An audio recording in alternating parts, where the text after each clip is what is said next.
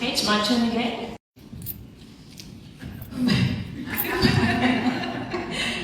Voordat ek begin bid, wil ek sê elkeen baie dankie vir die drukkies. Ek het nou vir my man gesê, hy hoef maar nie vanaand te druk nie, ek het genoeg gehad vir aand.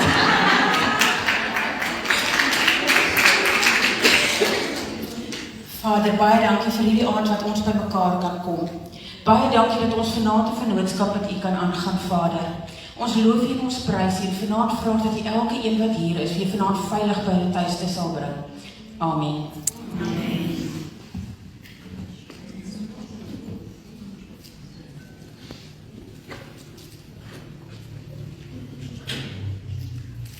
We are now going to play a special song. It was specially written for one of the organisers of tonight.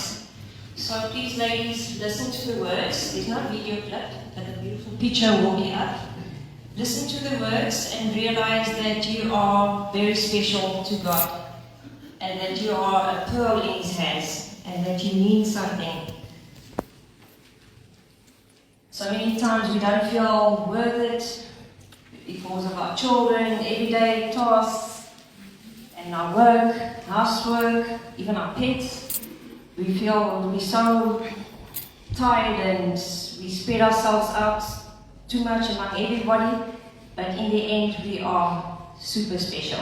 So please listen to the words.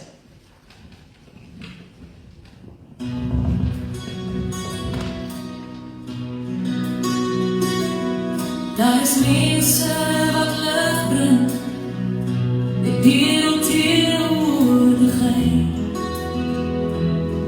en vrienden, jy is een van hulle.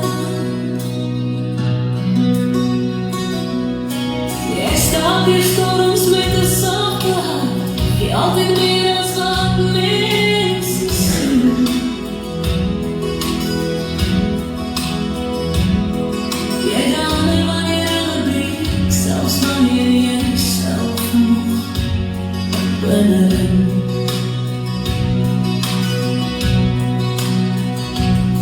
Jy luister sonder die alvast te gaan, jy maak seer plekke rustig en stil.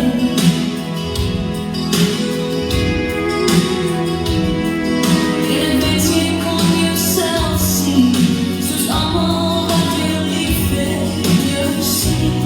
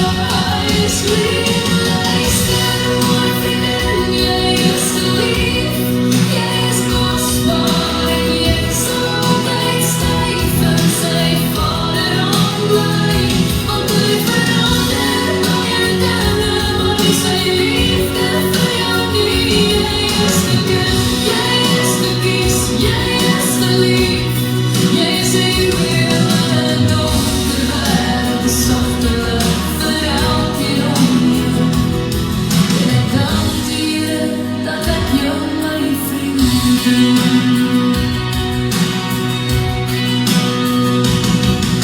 je ooit vergeet hoe speciaal je is, luister naar die mensen wat jou lief heeft. Luister naar de zachte stem van die hemel, wat door je fluistert. Je was nog altijd waardevol. Nog altijd genoeg. Nog altijd geliefd. Luister, mooi vriendin, jij is geliefd. Jij is kostbaar en jij zal altijd steven zijn. Vader aan mij, van mij veranderd, bij je deur, want ik zijn liefde van wie. Jij is de kind, jij is de kies, jij is geliefd. Ik deel elke droom en elke woorden. Zal God je nog wat van, want kostbaar vrienden. Jij was nog altijd mooi meer waard als wat jij ooit gezegd. Voor jouw vrienden, jij is kostbaar, jij is geliefd en jij zal altijd steven, zei Vader aan mij.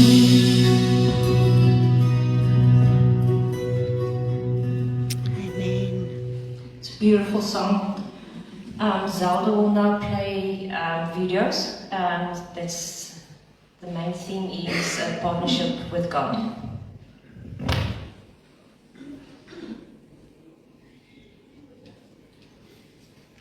One of the fruits of the Spirit is patience. So I'm testing you tonight. Amen.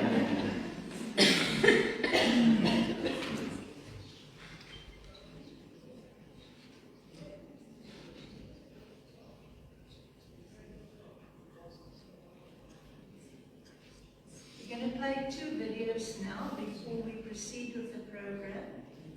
And both are from Joyce Meyer. Today I am excited to share the Word of God with you, so let's get started. Today the title of what I want to teach is called Agree with God. We all want to walk with God. I'm sure you've heard that phrase, walking with God, or sometimes we'll say to people, how's your walk with God going? And in Amos 3:3, the Bible says, how can two walk together unless they have agreed? So we need to be in agreement with God. But it's interesting to me sometimes, I think we more easily and quickly agree with the devil, the things that he puts in our head, than we do the Word of God, which is God's promises to us. So we're going to talk about a handful of different things today and tomorrow, just to make sure that you are agreeing with God and you're believing what He says about you in some very important areas. First of all, your past. Are you in agreement with God about your past? Until you have a right attitude toward your past, you have no future. Now, I want you to get that. Until you have a right attitude about your past, you have no future. You say, well, Joyce, what should my attitude be? Well, let's just say that you've made mistakes in the past and you're still feeling condemned about them. You've asked God to forgive you. You believe He has, but you're still carrying around this load of guilt. Well, what you should believe is, okay, I made mistakes, and I'm sorry that I did, but I'm going to learn from those mistakes. You know, I believe that we learn more from our mistakes than probably anything else. But you can't learn from them as long as you are carrying around a bag of guilt about them. So many many of you watching today, you need to make your mind up that the past is called the past because it's past. Yes. And there's nothing that you can do to go back and undo what you did. Now, if you hurt someone and you can make amends, then that's a good thing to do. Certainly you need to repent of any sin. If you hurt someone or said some things to them that have hurt them, you can certainly and should go back and apologize to them. But really, what else can you do with the past but let it go? And that's what God does. So I want to make sure that you are understanding what I'm saying and that you're still not dragging around thinking all the time about all the things or even one thing that you've done wrong in your past. Your past does not have to do any harm to your future unless you let it. Let me say that again. Your past, no matter how bad you've been in the past, if you're truly repentant, you've asked God to forgive you, and you're ready to turn around and you want to walk with God, then you have to come into agreement with God. So let's see what God says about your past. Isaiah 43, 18 and 19. Forget the former things. Do not dwell on the past. Now, I'm going to go a little slow because I want you to get this. In other words, you don't have to sit around and think about the past. Now, you know my story if you've listened to me teach much. My father sexually abused me growing up. Well, that's been 50 years ago now. And I've forgiven him. He's no longer with us. Thankfully, he received Christ. And he's in heaven. My soul has been healed from all those things. But every once in a while, I'll realize that I'm sitting around thinking about some of the things that he did to me. And it's just the devil dropping thoughts in my head trying to upset me. Once in a while, I'll even have a nightmare about some of the things that my dad did to me. And I'll wake up and start to feel bad or guilty. And right away, I'm like, no, I'm not going there. What happened to me then is finished. It's over. It doesn't have to affect me now. It doesn't have to affect my future. But I can't dwell on it. And you can't dwell on things that have happened to you in the past. Let's just say that you're in a marriage relationship. And the person you're married to did something wrong and they really hurt you. But you've decided that you want to make the marriage work, so you're going to stay with them. And you've forgiven them. Well, have you really let go of it? Or are you keeping it around just in case every once in a while you want to get it out and think about it for a while? You have to completely let things go. Because the devil loves it when you keep dwelling on things that are in the past. Because, like I said before, there's nothing you can do about the past that's going to be fruitful except learn from it. I have learned so much from the mistakes that I have made in my life. Forget the former things, do not dwell on the past. See, I am doing a new thing. And what, some of you, I want you to get that today. That's your word from God today. He says, I am doing a new thing. You say, well, I don't see anything. I don't feel anything. Well, God's not asking you to see something or to feel something. He's asking you to believe what His word says. And I believe that God is preparing new things for me. I don't know what they are. But it keeps me motivated to believe that things in my life are always getting just a little bit better, a little bit better, a little bit better, a little bit better. I am doing a new thing. Now it springs up. Do you not perceive it? I am making a way in the wilderness and streams in the wasteland. Okay, maybe right now you have got a big mess in your life. I mean, like super big mess. Financial mess, marital mess, mess with your kids, mess on your job. It's just, your life's a mess. And you would definitely say, Joyce, I am in the wilderness. Okay, well, God is saying to you today, I will make a way in the wilderness. Receive that. God is able to make a way in your wilderness and open up a road for you to walk out of that mess and into something brand new. Isaiah 42:9. See, the former things have taken place, and new things I now declare. Now, I love this. You got to listen. Before they spring into being, I announce them to you. Wow. So, before you see them, before they happen, God writes the promises in His Word, or He puts a word in your heart, and He wants us to believe what we cannot see before we see it. That's called faith.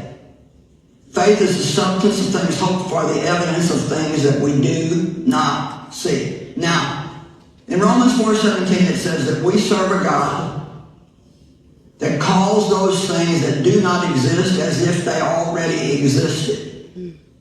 Now that seems very strange for us.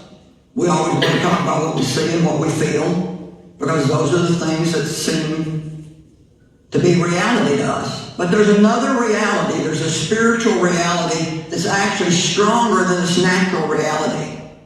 We live in two worlds. We live with our feet planted on this earth, but we also are seated in heavenly places with Christ Jesus. Amen. I believe with all my heart that there are angels in this room today watching over what I'm doing, helping me, protecting me. I don't see them, but I believe they're here. You say, well, Joyce, why would you believe that? Because God's Word says it. And until you make your mind up to believe what God's Word says, no matter how you feel or what you think, you're never going to enjoy everyday life. Now, you can be born again, you can receive Christ as your Savior, and you can go to heaven when you die, but you can still have a whole miserable life that you live. And that's not what God has for you.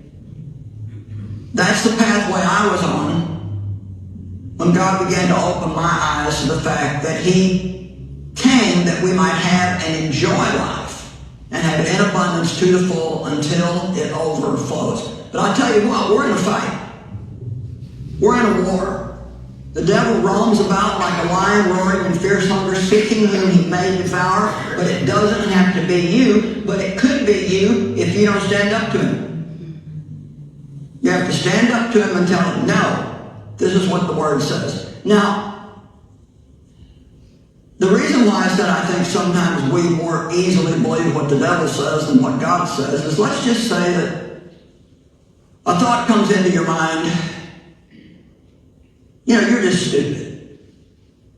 Well, unless a person knows the Word and they're living by the Word, the next thing that will happen is out of their mouth will come, I am just stupid. So, the devil is just having a party now because he has told you a lie, and you have not only believed it, but you have spoken it out into the atmosphere, giving him material to make it happen. But if you know the Bible, and you know the way God wants you to live, and you hear that thought, you're stupid, out of your mouth can come, I have the mind of Christ. You have the mind of Christ, according to 1 Corinthians 2:16. So you need to begin to recognize the lies of the devil and don't just swallow them. I just wonder how many lies you're believing right now. Or maybe how many do I still believe? I've been a serious student of the Word for 45 years, but there probably are still lies that Satan has told me that have not been uncovered yet in my life. That's why it's so important for us to not just read the Bible out of obligation, but to believe what it says. Want to hear more from Joyce on this topic? We've got you covered. Visit us in the Joyce Meyer app or at joycemeyer.org.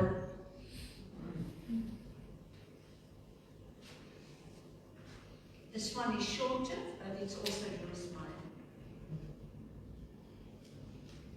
It has become so real to me in the last 5 years, especially, that we are partners with God. We can't just sit around and ask God to do everything while we do nothing. We have to say, God, show me the steps that I need to take to have the result that I want to get in my life. I mean, the Bible says in Hebrews 12 that no discipline for the present brings joy.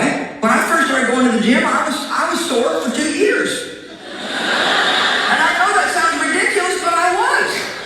And I'm telling you the truth. It's like, so often we start to do the right thing, and it's hard. But that's hard. Well, I can't go walk every day. I don't have the time for that. Yes, you do. Yes, you do.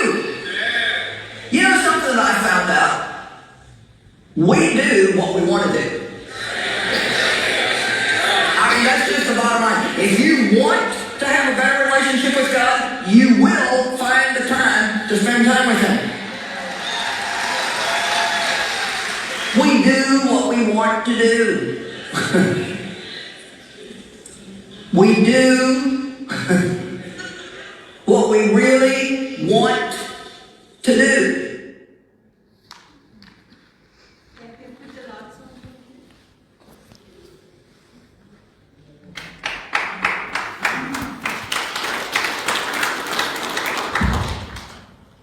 Alright, hope you ladies are enjoying so far. Now we have Vilma, who's going to tell us her testimony. Excuse me, I can't even say the word proper, testimony.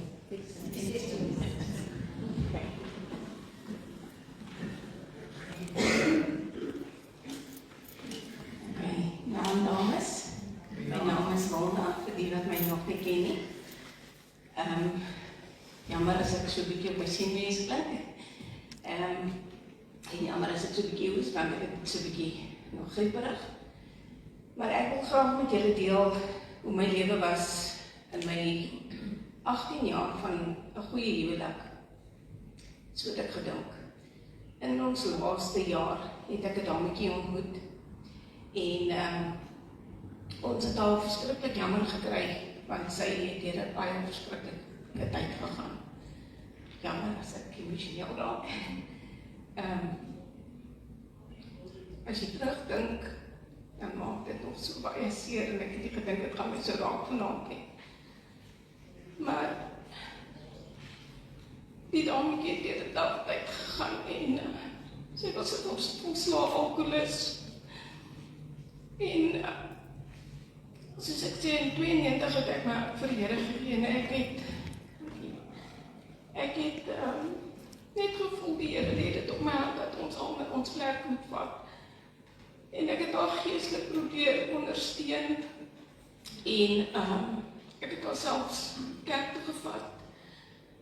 Saam met haar gebid, die Here saam met haar gedeel en dit was net 'n tappe tyd. Ek het haar tot by ons sielkundige by die kerk gehad, wat probeer het om 'n pad te loop saam met. Daai tyd het sy saam met my ma agter in die Granny flat gebly en eendag het sy besluit, sy gaan nie meer daar bly nie, sy trek na haar vriendinnetjie toe terug. En toe begin baie dinge snaaks raak in my huis. My man is in die polisie gewees en hy het begin om kamernachtskofte te werk wat nie regtig was nie. Hy het laat aandnagte, dan kry hy SMS of hy kry oproepe. As ek hom gevra daarna, dan sy vir my gesê het, ag, as iemand by die werk wat weer 'n probleem het of iets soos daai. En ek het hom nou maar geglo, you give him the benefit of the doubt. En so het dit aangegaan vir 'n lang tydjie. En toe een oggend kry ek 'n SMS van iemand af. Ek weet tot vandag toe nog nie wie dit was nie. Die vroukie het my gesê, of die persoon het vir my gesê, jou man het 'n verhouding met die vrou. En hy het huis toe gekom, dan sê ek vir hom, hoorie so, ek het nou hierdie SMS gekry. En dan sê hy vir my, ag nee, ek weet nie wie dit is, iemand het seker vir jou verkeerde boodskap of nou iemand verkeerd gestuur. En so dit aangegaan, weer, dan sê hy vir 'n naweek saam met 'n vriend gaan visvang. Hulle gaan nou vir die hele naweek visvang, dan kry ek hom nie in die hande nie, dan hoor ek nou maar weer, dan kry ek weer 'n SMS. Hy was saam met die vrou gewees. En die leuns, jy weet, daai 6de sintuig wat 'n vrou het, jy weet net, jy weet, alles gaan verkeerd, alles is verkeerd. En een nag na night shift, toe kom hy by die huis en hy sê vir my, nee, ons het ons tyd gehad. Ek het net ons lewe gehad saam, ek wil nie meer in die huwelik wees nie, ek gaan nou skei. En onmiddellik was my lewe daarmee heen. Ek het gevoel die man word onder my uitgeruk. En ek het vir hom gesê, is dit oor die vrou? Want as jy even met haar geskaap het, dan sal ek jou vergewe. Kom nie terug na my en my kinders, ons kan weer hierdie dinge werk. En hy het net vir my gesê, nee, ek is jammer, ons het ons tyd gehad. Daar gaan niks weer gebeur tussen ons nie. En daai oomblik het hy sy klere gepak en hy het gery. Ek weet nie tot vandag toe by wie hy gaan bly nie, of dit by haar was of wat nie. Toe kry ek eendag weer een sy SMS om te sê, sy is swanger van hom. En dit was nou natuurlik die laaste strooi gewees. En toe gaan ek in die diepte in. En ek het net vir die Here gesê, Here, ek gaan nie hierdie pad alleen kan loop nie, jy gaan moet dra. En ek het 'n dokter gaan sien en die dokter het my pille gegee, die prinsipie pille gegee. Ek het nie gesê, ek het die eerste aand het ek die pil gedrink. Die volgende oggend het ek soos 'n hond gevoel. En ek het net besef, ek gaan nie pille drink nie, ek gaan nie my mind nog verder siek maak met pille nie. Die Here sal daar wees vir my en ek het net by die Here gekniel elke aand. My kinders het seer gehad. Ons het nie geweet wat ek aan toe te gaan nie. Hy was my rots gewees, ek het nooit gedink hy sou so iets doen aan my nie. Of aan ons kinders nie. En ons is toe geskei en nie lang daarna nie, toe is hulle weer getroud. En een aand in my gebrokenheid sit ek in die kamer en ek praat met die Here en ek sê vir die Here, ek weet nie meer wat ek kan doen nie. Ek het so seer, dit voel op my hart in 1000 stukke is en dit gaan nooit regkom nie.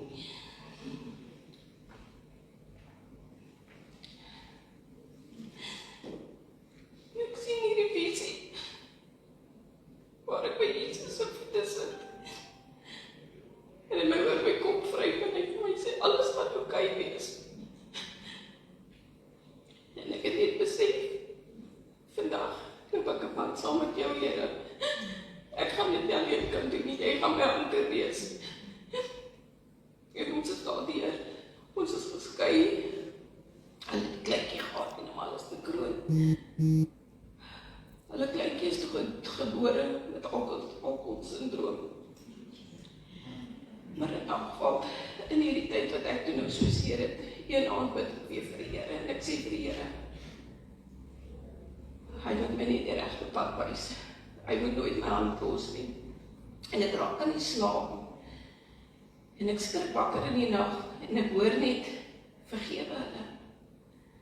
En ek sê, Here, was dit nou jy wat dit vir my gesê het? Want ek het nie daarom gedink nie. En ek sê, ek kan dit nie vergewe nie. My man kon ek nog in 'n mate vergewe, maar vir haar kon ek nie vergewe nie. Want ek het net gevoel, ek haat haar. Ek skip keel, en was ek daai persoon gewees, as ek strale omgegooi, en ek poot en spook op doodgemaak, en so haat, ek kan haar gehad. Want ek het net gevoel, deur alles wat ek vir haar probeer doen het, deur dit wat ek met haar geshare het, en haar probeer help het op die regte pad, het sy my hele lewe kom omvergooi. En ek het met die Here beklei, ek het vir hom gesê, Here, ek kan nie. En seker so 2 nagte daarna weer raak ek in die slaap. Selfs in die nag ek skrik wakker, tydelik oor dit vergewe hulle. En ek sê, Here, ek moet dit van my vra nie, ek kan hulle nie vergewe nie. Spesiaal nie vir haar nie. En so gaan ek sondagoggend kerk toe, en waaroor preek pastoor, vergifnis. En ek hoor die boodskap, dat wanneer jy nie iemand kan vergewe nie, so gaan Jesus ons ook nie kan vergewe nie. En ek sit daar en ek huil, en ek sê vir hom, Here, jy het my laat, ek hoor jou nou duidelik, ek weet ek moet obedient wees nou, en ek moet doen wat jy van my vra, maar dit is moeilik. En so die kinders elke tweede naweek na hulle ouers toe gaan, na hulle pa toe gegaan, en ek het besluit, ek gaan nie met haar direct praat nie, ek het vir haar brief geskryf, en ek het vir haar verduidelik, hoekom ek haar so haat, en ek het vir haar vertel hoe seer ek het, dat sy weet hoe seer ek gehad het, hoe sy my seer gemaak het. En ek het my dogter die brief gegee, en ek het vir haar gesê, gee die brief vir die vrou. En sy, sondag aand kom sy terug, en sy gee die brief vir my terug, en sy, wat sy toe nou teruggeskryf het, en hoe jammer sy nou is, vir wat sy nou gedoen het, en so aan. En onmiddellik het ek 'n vrede binne in my, wat skryf vir niks. En ek het net gevoel, die Here het my nou vrygemaak van dit, wat ek so diep in haar gevoel het. Elke keer dan daarna, as hulle die kinders gekom haal het, en afgevat het dan, of teruggebring het, dan kon ek haar in my huis laat inkom, waar ek haar nooit in my huis toegelaat het. Ek het gesê, nooit in my lewe sal jy weer oor my drempel trap nie. En die vrou het in my huis ingekom, en ons het haar kleintjie aanvaar as my kinders se stiefsussie, of sy hofsussie. En agterna het ek net besef hoe jammer ek eintlik vir haar voel. Want ek het gevoel, ek is nou oorwinnaar, want God is in my, en hy het my die krag gegee om deur hierdie dinge te kom. Die seer het nie dadelik weggegaan nie, die seer was nog baie lang daar. Maar dit wat ek in my hart gehad het, daai haat wat ek in my gehad het, moes ek vrymaak, en ek moes myself vrymaak, en ek moes haarself vrymaak. En dit was 'n moeilike pad gewees wat ons geloop het. En my man is nou, my eerste man, haar man toe is nou dood. En sy het besluit sy trek Transvaal toe, en in daai tyd, tot vandag toe nog, is ek bevriend met haar. So nou en dan sal sy vir my sê, hoe gaan dit met haar dogter? Sy is besig om te studeer, of sy sal vir my op punte stuur, om te spys, sy, jy weet, sy doen goed en so aan. En ek voel net, as ek nie obedient was daai dag nie, as ek nie geluister het na die Here nie, het ek soveel meer verloor. En daai liedjie wat ons net ook geluister het, ek ook almal het mooi geluister daarna, vriendinnetjie het dit vir my geskryf. En baie keer voel ons as vrouens nie waardig nie. Want die eerste ding wat ek vir myself afgevra het, wat ek verkeerd gedoen, was ek nie genoeg nie. Kon ek beter 'n ma gewees het vir my kinders, was ek nie 'n goeie vrou vir hom nie. En al daai dinge maak my gevreed. Tot van die Here my vrygemaak het, en vandag kan ek hier staan en sê, dankie Here. Dat ek weet, ek is meer as oorwinnaar. Amen. Want hy het vir my die krag gegee om deur al hierdie dinge te kom. En ek weet, daar is miskien iemand wat hier sit, of daar is baie vrouens daar buite, wat mis hy self te seer sit, en wat nie kan vergewe nie, omdat hy seer te seer is om te gaan. But we have to let go. Because when God sets you free, He sets you free indeed. Amen. Dankie Thomas.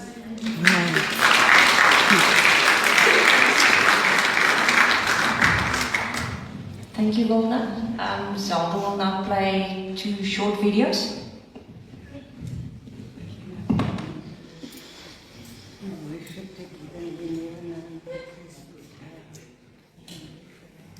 Mm-hmm. really short, so you don't need to put the lights on.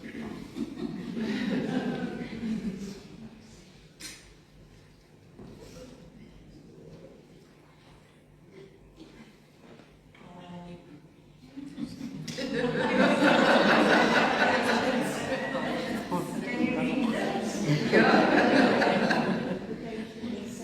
It's Friday.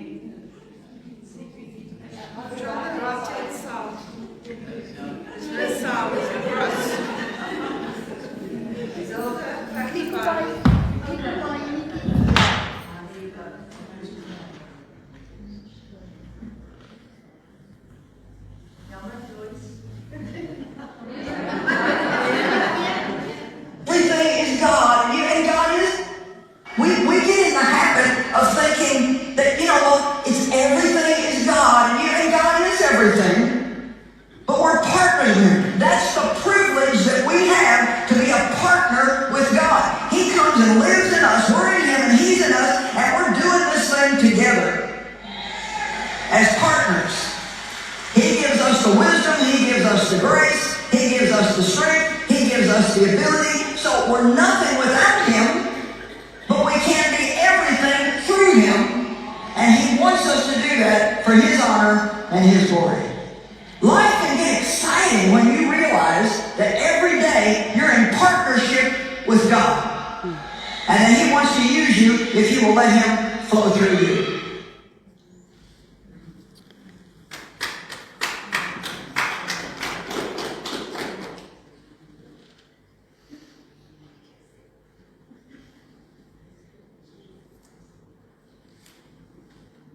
Tonight I'm going to talk about God's sovereignty and man's responsibility. You see, God is sovereign. He can do anything He wants to. But the thing that's so amazing is He has decided in His sovereignty that He wants to be partners with us. That He wants to not just go do everything Himself, but He wants to do things through us. And not only that, He's taken a very bold step and given man a free will. God wants us to use our free will to choose His will. That's the high calling on our life. He didn't want robots, He didn't want puppets, so He gave us free will. And if somebody wants to go to hell, God will protect their right to do that.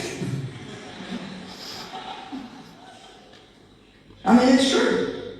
And I'm sure some of you are finding out if somebody just does not want to love God, you are not going to make them love God. It's a decision that they get to make, but they also get to be responsible for the decisions that they make. So this thing about free will, it's really exciting on one end, but boy, there's such a responsibility to it. Because if I have free will and I can make my own choices, then I really can't blame God or anybody else for the messes.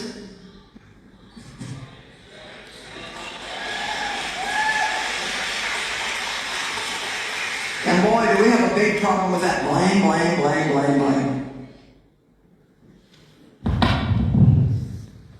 It was short and sweet.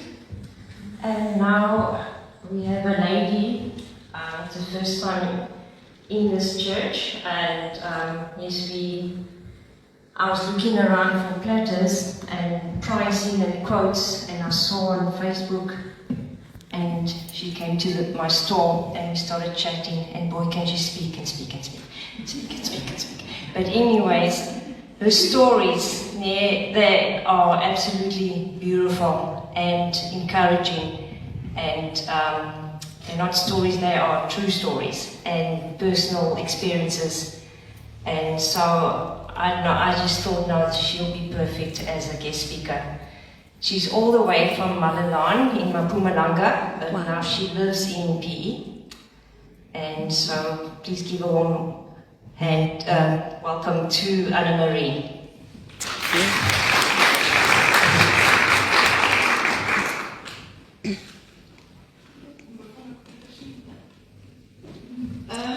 Goeienaand julle. Heeltemal uit my comfort zone uit. Almal vreemde gesigte. Ek gaan dit so kort as moontlik probeer probeer hou. Ek gaan vir julle net drie sê, 3 goedjies. Die een, toe my man oorlede is 18 jaar terug, dames, kyk asseblief na julle manne se polisse. Ek is ernstig. Ek het gedink alles is oké. Daar was 2 polisse en die een het uitbetaal nie. Want dit was accidental death en hy is aan sy hart dood. Ek is ernstig, kyk na hierdie goed. Dis fyn goedjies wat ons nie dink eers aan. Kyk, as ek dit geweet het, het ek hom in sy trok gesit en ek het hom die berg af laat afgaan. Ja, toe spring hy my voor. Anyway, okay. Toe hy nou oorlede is julle nodeloos om te sê, toe's daar geen geld nie.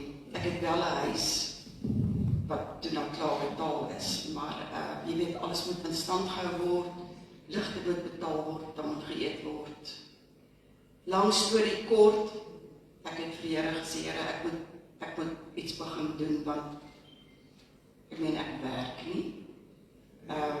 Ek het gewerk toe ek en hy getroud is, maar nou ja, sy jou dosie het my uitwerk uit, want ek gaan werk om vir mans, jy weet, dit gaan nie voor iets anders nie. So, toe ek vir hom sê, ek beteken, dan sorg jy vir my. So ek het by die huis gebly, ek het wel verpleeg, maar ek gaan nie terug verpleeging toe in hierdie tyd, en ek sal dit nie doen, ek is jammer. So, ek is nog altyd 'n bak en brouwer, nog altyd kaste, vrieskaste vol bakwerk gehad vir my kinders. Toe wys die Here vir my, okay, jy gaan begin bak. Maar julle was soos 'n genuine 10 duime, want ek het net met botter icing gewerk. En na hy oorlede is, soos ek sê, die finansies het begin uithardloop en alles bietjie wat daar oor was. En ek kry eendag 'n koek, dat ek, julle dit totally teen my gryp in. Want dit is, ek moet vir 'n 16-jarige dogtertjie 'n damesliggaam voluit ingekleed maak vir haar boyfriend met haar ma se toestemming. En dit het my gegrein. Nou daai jare was dit maar R200 vir die koek. Nou R200 is nie baie geld gewees. Op daai tyd was dit redelik geld gewees, maar R200 moes bygesit word om die krag moet betaal, wat dan met petrol gegooi word, al daai tipe van goed. So, lang storie kort, so huil ek vir 2-3 weke voor die Here, wat ek sê, Here, jy weet, ek wil nie hierdie koek bak nie. Glad nie, maar ek het die R200 nodig. Nou my man is die 6de November oorlede. Die dag toe hy oorlede is, was daar 'n Duitse vrou, Melanie, in die dorp gewees. Dis haar eerste kleinkind gebore in Duitsland. En daai, net voor hulle Duitsland toe vlieg, het sy vir my 'n boek gebring. En nou gaan ons verder, 'n jaar verder. Dis nou is dit die 5de November en sy kom by my huis aan. Nou die 6de November moet ek daai koek wat ek nie wil doen nie, moet ek lewer. Melanie kom in en sy gee vir my 'n boek. Sy knyp hom so onder haar arm vas, maar die eerste een was toegedraai. Hierdie een was nie toegedraai nie. Sy sê, jy mag nie hierdie boek lees voor môre nie. Dis nou die 6de op my man se sterfdag. En ek sê nie, is fyn, ek het in elk geval nie tyd nie, want ek moet gewoon nie die poel gaan aflaai en ek moet skoonmaak en ek moet al hierdie goeders doen. So, sy het hom op my bank neergesit, daar so groot Bybel op my bank, sy het hom onder hom ingesit, skoon vergeet van die boek na, sy daar weg is en ek alles gedoen het. Nou is ek daar in die kamer, ek is op die grond en ek leef voor die Here en ek huil, ek sê, Here, môreoggend as ek opstaan, moet ek daai koek bak. En ek wil nie.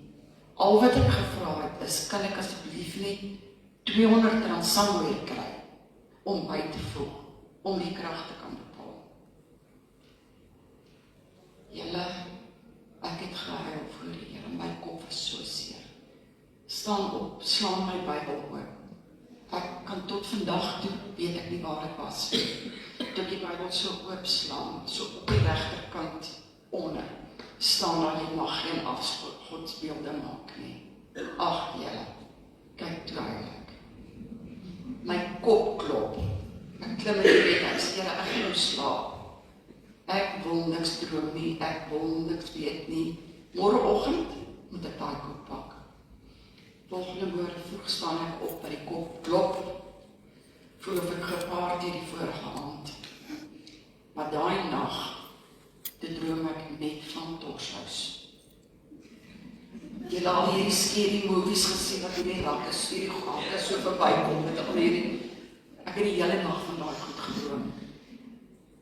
Ok, volgende môre staan ek op, ek maak 5 koffie, gaan sit op die bank, sien die kans vir hierdie dag nie. En ek wil verskuif en ek druk so, en ek druk op die Bybel, dat ek so verskuif om reg beter te sit. En ek onthou, daar's 'n boek. Daai boek gaan vir my vertel, dis fyn, ek kan daai boek pak. Julle haal die boek uit, toe ek daai boek oopslaan, toe val daar R2000 voor in daai boek. Oh, glory to God. Amen. Hoe is God se tydsberekening? Ek meen, ek het R200 gevra. Ek het R2000 gekry. Ek meen, ek kon die krag betaal, ek kon petrol ingooi, ek kon aankope doen, ek kon kos koop, ek kon eet. So, ja, ons dink altyd, ja, jy weet, dit is nou die einde. Maar dit is eintlik dan wanneer dit God se begin is. Ok, dit was nou die een. Die ander enetjie is my skoonpa. Kyk, toe ek in hierdie Oudendal familie introu, kyk, vandat ek en my man begin uitgaan het hulle vir my teespoed gegee. Nie bietjie teespoed nie, baie teespoed. Die hele familie, ma, pa, broer en skoonsister. My skoonma het nie vol bottel nie, maar 'n bottel wat soveel ammoniak ingehad het. Sy het na my toe gaan, ek het gesê vir my ryk, en toe ek so ryk, toe druk sy daai bottel. My gesig. So sy het nee, ek gaan nie vir julle alles vertel nie, maar dis klein bietjie agtergrond. As my skoonma my kon analyse en wegkom daarmee sou sy dit gedoen het. Lang storie kort, foto is vir my gewys met wie hulle wou gehad het, hy moet trou. My kinders is altyd vertel, dit moet nie jou ma wees nie, hierdie moet jou ma wees. Al daai goed so lang, 16 jaar. Dit was my dogter, ek het vir seker amper 8 jaar nie met my dogter gepraat nie. Dis nou omtrent 3 jaar wat ek weer met my dogter praat. Want sy het dit al totally omver gewerk. Want ek het 'n meisiekind wat 'n baie lang boorlyf het. En elke keer wat ek voor haar kom, dan vou sy haar arms. Jy weet, hulle is 'n teken van, jy weet, maak toe, jy is nie my ma nie. En sy was die een wat hulle opgehamer het. So, elke keer wat sy gaan kyk, dan sê hulle, sy moet nie jou ma wees nie. Dan wys hulle die foto, dit moet jou ma wees.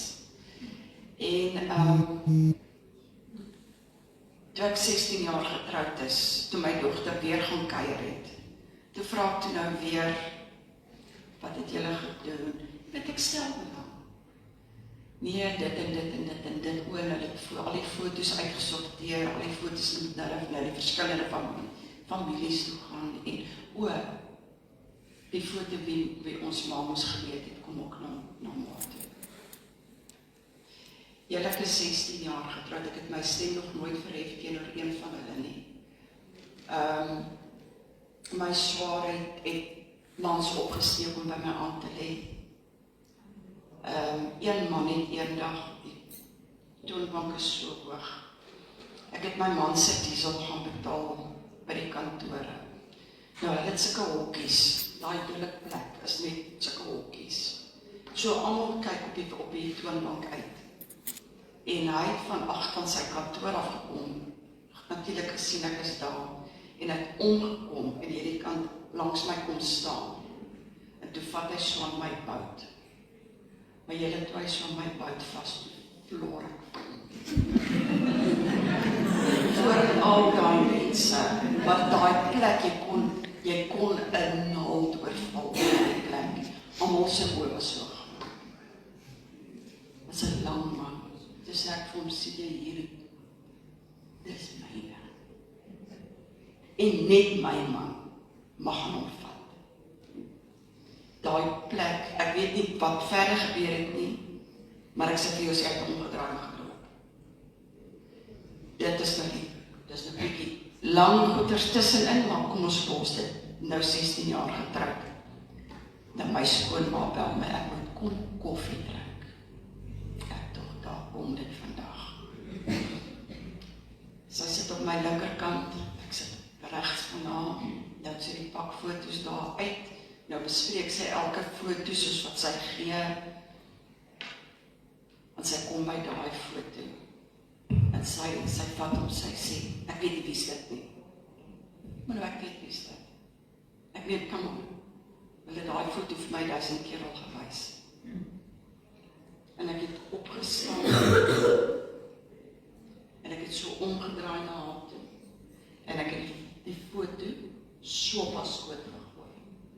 Dus die eerste keer wat ek opstaan. Ek gaan nie ingaan met alles wat hulle gedoen het nie, maar ek kan net sê ek was potblauw hier gewees al, soos wat my skoonma my geslaan het. So, even toe sy dit gedoen het ek stil geblei. Sy my gevloek het. Sy het my beskuldig, ek steel haar panties, people, ek dra rekbroek van het ek my eerste kind gehad het. Sy dra hierdie panties. Ek gaan daai ding meer so my boobeen. So my kaste is geruk om te sien waar is haar panties. Okay. So, ek het die foto so op haar skoot gesit, toe sê ek van nou, 'n bietjie mooier woorde, sê vir jou dogter, ek sê, dit val in swak smaak. En sy, wat nou, en ek het net omgedraai, en ek het daar uitgestap.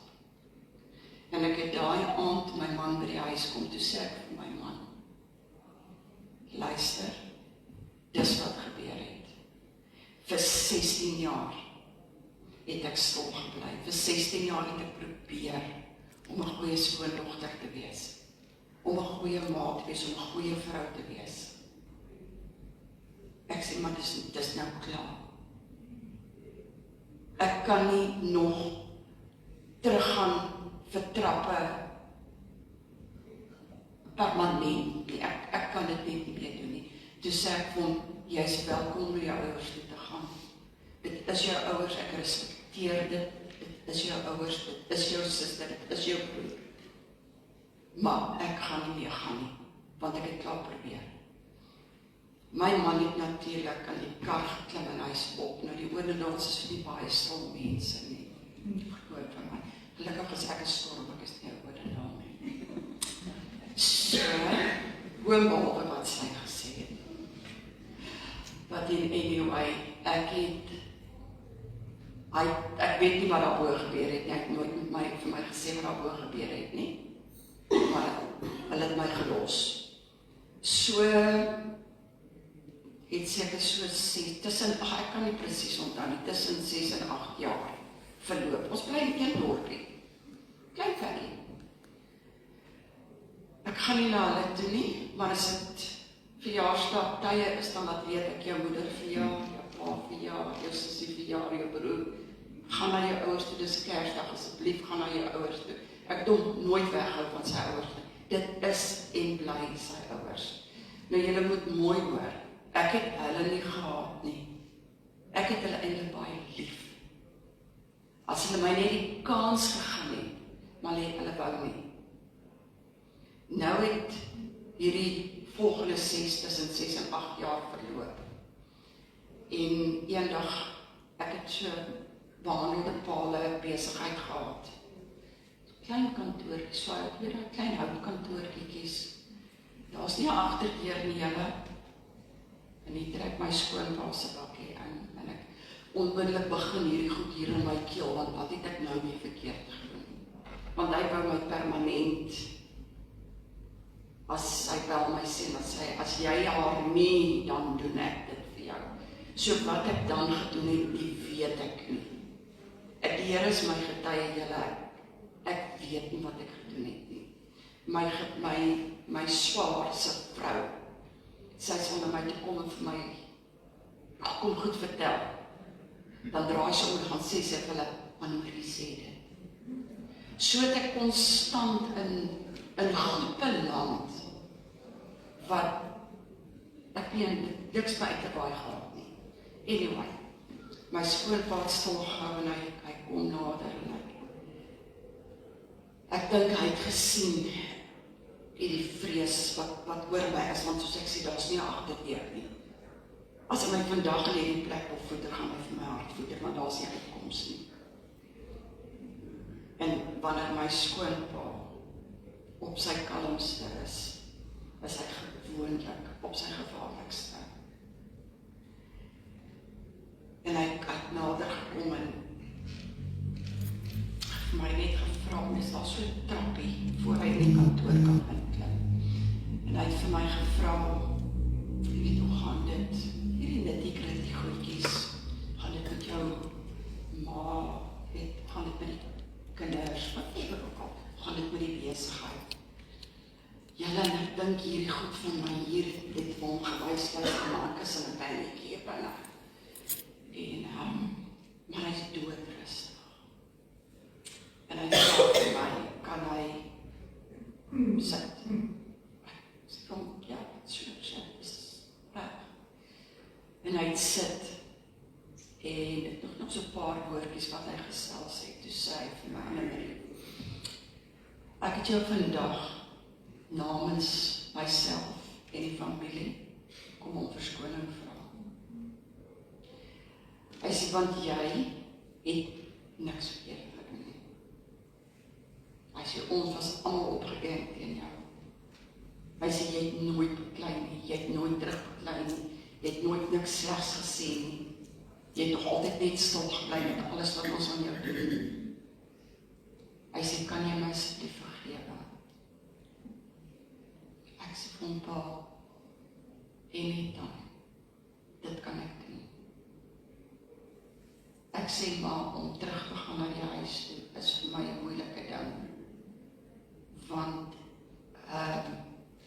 ek meen, hy weet, hoe my skoonneef, sy familie teen my. Ek meen, hy was deel van dit. En ek nie misverstaan nie. Maar hy het my vandag kom om verskoning vra. Toe begin hy huil. Toe sê hy vir my, hy het prostaatkanker. En ek het verpleeg. Hy sê, hy trust nie sy mense nie. En hy wil hê ek moet hom kom help. So het ek dan nou die kinders in die oggend by die busstop gekry, by die skool gekry. En dan gaan ek op na sy huis toe. Skoonma het my doodstil uitgelos, skoonsuster het my doodstil uitgelos. Niemand het iets gesê nie. So het ek hom gehelp, tot hy sy laaste asem uitgeblaas het. Toe het ek weggetrek. Dood eenvoudig omdat ek weet, die skoonmoeder en die skoonsussie deel nie regtig sy vriendelikheid teenoor my nie. Maar ek het nog nooit lelik gewees met hulle nie. Ek was nog nooit kwaad vir hulle nie. Soos ek sê, ek is tot vandag toe, ek bid gereeld. Die enigste een wat oorgebly het nog, is my skoonsussie. Ek is die enigste een van die familie wat oorgebly het. Sy is die enigste een wat oorgebly het. So ons was al twee die jongste van die familie. So haar ouers is nou dood, haar broer is dood. My man is dood. Nou my hele familie is oorlede. So Vergifnis kom partykeer baie laat, maar dit kom. Okay, dan net een klein dingetjie. Ek wil net die dames moet weet. Jy weet die Here kyk tot vir jou kleinste goedjies. Hierdie is nou groot goed. Ek weet dit was R2000 en dit was 'n vergifnis van wat ek nie geweet het sal ooit kom nie. Ek het eendag het ek van buite die kos was nog min. Okay. Soek nie jammerte nie. Dis getuies hierdie. Kos was min. En ek kom van buite af in die huis ingestap. Ek weet nie of julle ken peperwortels. Die julle Kaapenaars ken ons niks. Julle ken op die pad nie. Peperwortels is dood eenvoudig net aardappels wat wortels in het. Wat jy mes wat lekker sout en baie peper in het. Okay, nou die dag kom ek van buite af ingestap, maar ek is so lus vir dit nie. Laat ek dit ruik. Ek het 5 aardappels, maar ek het nie wortels nie. En ek het ook nie geld om wortels te gaan koop nie. Maar nou ja, dit was 'n sig. It was just a sign. Soos wat ek in die huis Here, jy weet hoe lus is ek vir peperwortels. Gelos, want ek meen kan, daar is nie 'n wortel in die onderkant nie, okay. Volgende dag, toe dog ek, wat eet ek vandag? Kyk, ek het 2 eiers, ek gaan vir my 'n omelet maak. Nou, ek het niks om die omelet te sê. Maar ek het koolstaaf en ek het melk. So ek gaan net hier so sout en peper ingooi, dan gaan ek dit nou in die omelet eet. Terwyl ek so teen die kas, my kas is so langs die stoot, terwyl ek so teen die kas lê en dit roer, in my kop sê ek vir die Here, ag Here, 'n stukkie petersilie in hierdie wit sous sal hom net aantreklik lyk. En ek hoor sulke hakskoentjies. Nou ek weet nie dit van my vriendin het, daar's net iemand wat so sy hoor. En ek hoor hierdie hakskoentjies. En sy klop by die deur. Trek die pot hier af, gaan deur toe. Miranda. Sy is 'n stafverpleegstertjie, sy werk by Hansel. Nou dis heeltemal uit haar teetyd uit, of uit haar lunch uit, of wat, dis hier middelwerk. Ek sê, wat maak jy hier? Sy sê, ek het net vir jou 'n paar wortels gebring. Gister vergeet. Ek sê vir my, joh, baie dankie, wil jy inkom? Nee, ek moet by die werk kom. Ek het weggeloop. Okay. Sy draai om. Julle sit seker so 5 tree gegee. Toe draai sy om, toe kyk sy vir my, toe sê sy vir my, nou Marie, daar's net so 'n stukkie petersilie onder in die sak. So die Here het vir my wortels gestuur, noodloos om te sê ek het vir die res van die week peperwortels geëet. Okay, want dis en dan tweedens het ek net genoeg petersilie gehad vir daai wit sous. So die Here kyk in jou kleinste en niemand is my ondruk om te weet nie. Dis totaal ek en die Here. So ek wil net vir julle sê, daar's altyd oop hoor. Amen.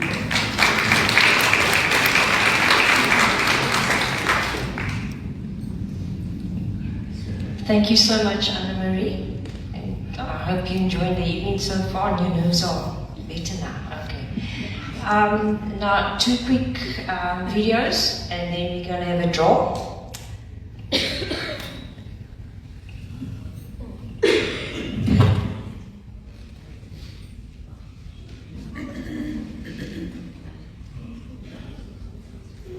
are the last 2 videos. This one is from Instagram. I couldn't download it, but just listen to the words. Of course, the video is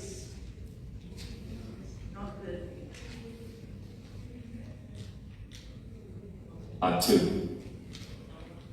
The rest is, I think, probably a purer form, because I found that when I partnership with God in work, I oftentimes think it's me doing it. The wonderful thing about rest is when I partner with God in rest, I know it ain't me doing it. And that's where I have discovered enormous growth and development in my spiritual life. Time to collect my thoughts, time to reflect on my life, time to think about my children, time to consider the state of my marriage, time to ask myself hard questions about my romance with Jesus. You can go and listen to him. His name is Judah Smith. He's on YouTube as well.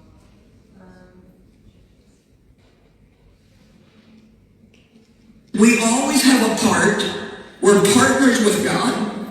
He has a part and we have a part. But the part that God has given us in this change that needs to take place in our life, and I might add a change that is taking place little by little all of our lives. We've not arrived, nor will any of us arrive at that place of perfection. We will still be being worked on by God when Jesus comes back to get us. In the twinkling of an eye, we shall all be changed. Come on. When he comes back, whatever's left to be done in us will be done. And to be honest with you, I don't think God cares whether you've arrived or not, but he does expect when he returns to find each of us pressing toward that mark of perfection.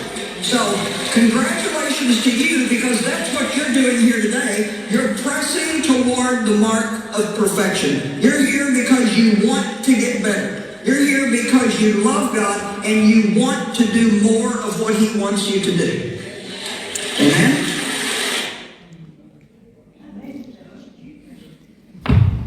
Okay, that was short and sweet. The ladies come for the draw.